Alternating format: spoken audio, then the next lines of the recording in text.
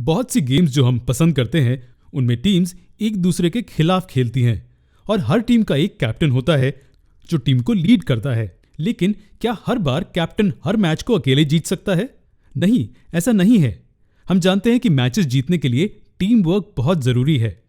इसी तरह हालांकि हार्ट सर्कुलेशन टीम का कैप्टन है, वो प्लेयर्स की मदद के बिना कुछ नहीं कर सकता है। तो वो जरूरी प्लेयर्स कौन हैं? ये वो हैं जो हार्ट को सर्कुलेटरी प्रोसेस को संचालित करने में मदद करते हैं। चलिए इसे आसान तरीके से समझते हैं। हम जानते हैं कि हार्ट ब्लड को पंप करता है, लेकिन यहां कोई ऐसा होना चाहिए जो इस ब्लड को सभी ऑर्गन्स तक पहुंचाए और फिर वापस हार्ट तक लेकर आए। ये काम हमारे शरीर में मौजूद ब्लड वेसल्स का है। जैसे कि नाम सुझाता है, ब्लड वेसल्स और कुछ नहीं लेकिन ब्लड कैरी करने वाले ट्यूब्स हैं। तो क्या शरीर में सभी ब्लड कैरी करने वाले ट्यूब्स समान होते हैं? खैर, ऐसा नहीं है। हम जानते हैं कि हायर एनिमल्स जैसे कि मनुष्यों में ऑक्सीजनेटेड ब्लड और डीऑक्सीजनेटेड ब्लड हमेशा अलग रखे जाते हैं। इसलिए इन दो तरह के ब्लड को कैरी करने वाले ब्लड वेसल्स भी अलग होने चाहिए, है ना? जी हां। तो इसलिए हमारे पास आर्टरीज और वेन्स होते हैं।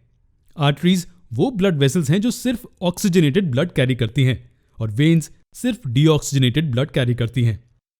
जरा रुकिए, हमने कई बार ये टर्म ब्लड कैपिलरीज भी सुना है। ये क्या होते हैं? क्या ये सिर्फ आर्टरीज या वेन्स का दूसरा नाम है? नहीं, ऐसा नहीं है। आर्टरीज और वेन्स पतली होती हैं, लेकिन उनका डायमीटर उतना कम नहीं होता कि वो टिश्यूज में घुसकर सेल्स तक पहुंच सकें। इसलिए आर्टरीज जिनमें ऑक्सीजनेटेड ब्लड होता है, जब वो ऑर्गन या टिश्यूज तक पहुंचती हैं तो वो बहुत छोटे ट्यूब्स में डिवाइड हो जाती हैं। ये ब्लड कैपिलरीज होती हैं। ब्लड कैपिलरीज का डायमीटर बहुत ही छोटा होता है, जो उन्हें सेल्स तक पहुंचने में और उन्हें ऑक्सीजन देने में मदद करता है। लेकिन जब इन्हें ऑक्सीजन मिल जाता है तो सेल्स को कार्बन डाइऑक्साइड देने की जरूरत होती है ना? तो ये कौन करता है? खैर, इसकी चिंता ना करें। हमारी ब्लड कैपिलरीज ऑक्सीजन देने के बाद अब कार्बन डाइऑक्साइड लेने के लिए तैयार हैं।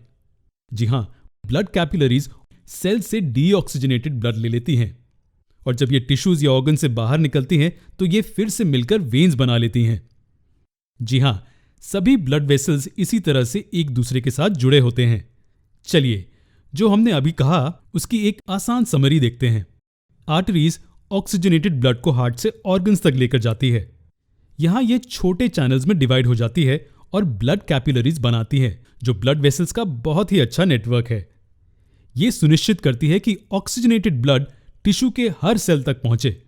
अब जैसे ही ऑक्सीजन दे दिया जाता है, ब्लड कैपिलरीज कार्बन डाइऑक्साइड लेते हुए ऑर्गन से डीऑक्सीजनेटेड ब्लड ले लेती हैं। जब वो टिश्यूज या ऑर्गन से बाहर आती है तो ब्लड कैपिलरीज जिनके पास डीऑक्सीजनेटेड ब्लड होता है वो मिलकर वेन्स बनाती हैं। वेन्स तब इस डीऑक्सीजनेटेड ब्लड को हार्ट तक लेकर जाती हैं। अब तक आपने एक चीज नोटिस की होगी कि ब्लड को पूरे शरीर में पंप करने के लिए हार्ट को बहुत जोर लगाना पड़ता है।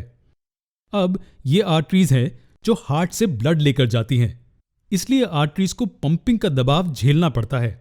इसी कारण आर्टरीज की दीवारें वेन्स के मुकाबले मोटी और ज्यादा इलास्टिक होती हैं। जैसा कि हम इस डायग्राम में देख सकते हैं, आर्टरी के पास दीवारें हैं जो मोटी हैं, दूसरी ओर वेन्स की दीवारें पतली हैं।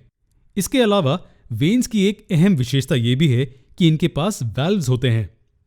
ये ब्लड का बैकफ्लो रोकती है और सुनिश्चित करती हैं कि ब्लड सिर्फ आगे की ओर बढ़े। अंत में ब्लड कैपिलरीज की दीवारें सबसे पतली होती हैं। ये इसलिए क्योंकि उन्हें मेम्ब्रेन्स के आर पार मॉलिक्यूल्स को ट्रांसपोर्ट करना होता है। जी हां, ब्लड कैपिलरीज के पास एपिथेलियल सेल्स की सिंगल लेयर होती है जो इन दीवारों को बनाती हैं।